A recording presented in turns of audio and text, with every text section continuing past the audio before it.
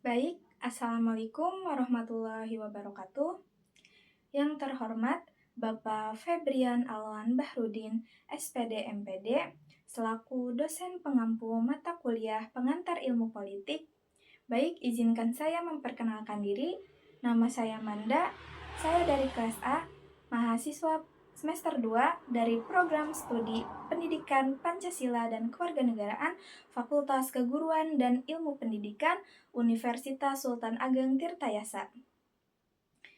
Baik, di sini saya akan sedikit menyampaikan atau memaparkan hasil penelitian saya yang bertema dinamika politik dalam konteks pemilihan umum. Kenapa saya memilih tema dinamika politik dalam konteks pemilihan umum? Karena saya memiliki alasan, yaitu saya merasa praktik politik uang, informasi yang dimanipulasi, serta provokasi dalam saat pemilihan umum itu menjadi masalah yang sangat besar dan masih sering terjadi apalagi di negara kita. Baik, metode penelitian yang saya gunakan yaitu menggunakan pendekatan kualitatif karena untuk memahami persepsi masyarakat tentang calon pemimpin dan kuantitatif untuk menganalisis pengaruh politik uang serta manipulasi politik. Nah, penelitian ini juga menggunakan pendekatan kualitatif, deskriptif, dan analitis untuk memahami proses, dinamika, dan makna perilaku politik, strategi kampanye, serta persepsi publik dalam pemilihan umum. Metode kualitatif juga mengeksplorasi fenomena sosial politik secara alami.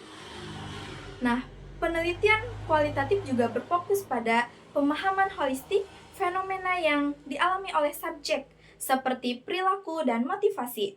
Dengan deskripsi verbal dalam konteks alami, penelitian ini juga bertujuan menjabarkan fenomena politik dalam pemilihan umum. Dengan mengumpulkan dan menganalisis data yang terkait dinamika perilaku politik, strategi komunikasi, aktor politik, serta respon masyarakat pemilih dalam konteks sosial politik yang nyata.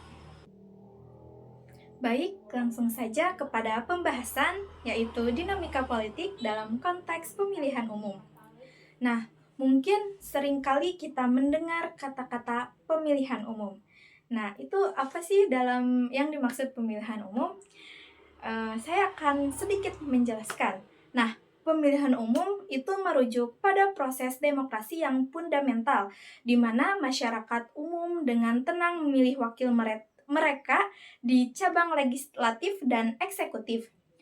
Nah, itu untuk menunjukkan bahwa rakyat negara tersebut bersedia menghormati pemerintah.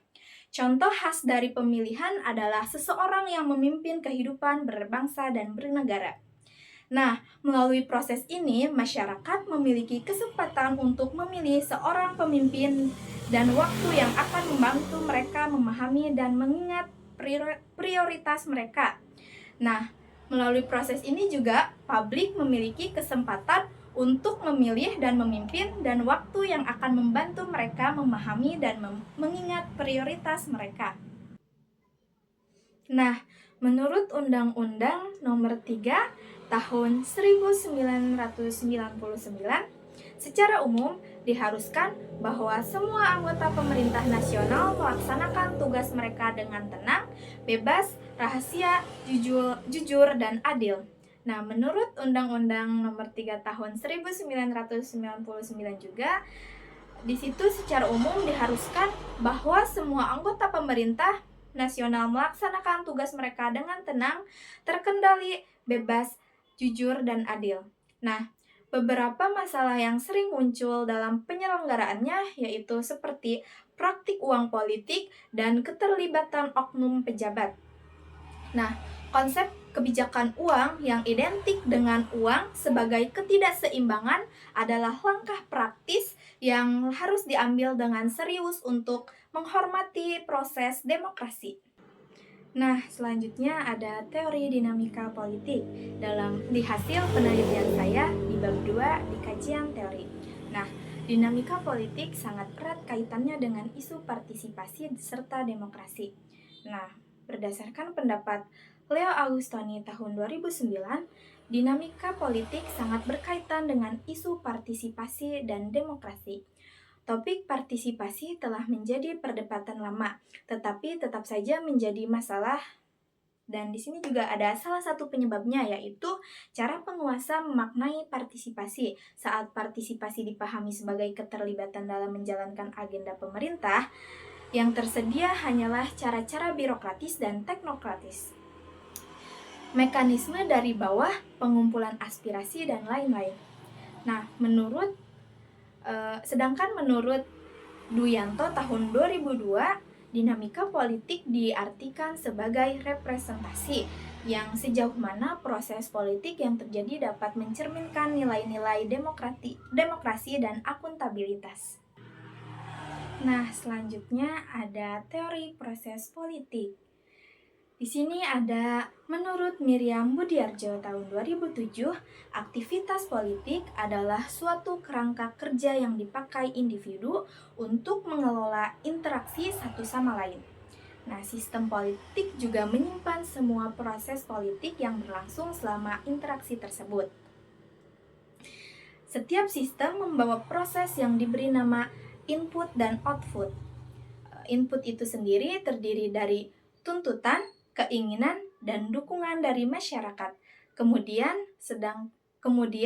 input ini diubah menjadi output yang mencakup kebijakan dan keputusan, dan semuanya dipengaruhi oleh konteks sosial.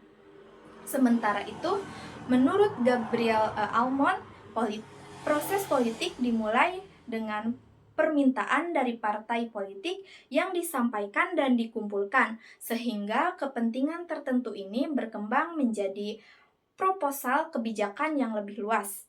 Selanjutnya, kepentingan-kepentingan tersebut dimasukkan ke dalam proses pembuatan kebijakan oleh lembaga legislatif dan eksekutif. Nah, selanjutnya ada teori pemilihan umum. Yang pertama, definisi pemilihan umum. Pemilihan umum adalah alat penting untuk menciptakan perdamaian rakyat dan membangun pemerintahan yang sah di Indonesia.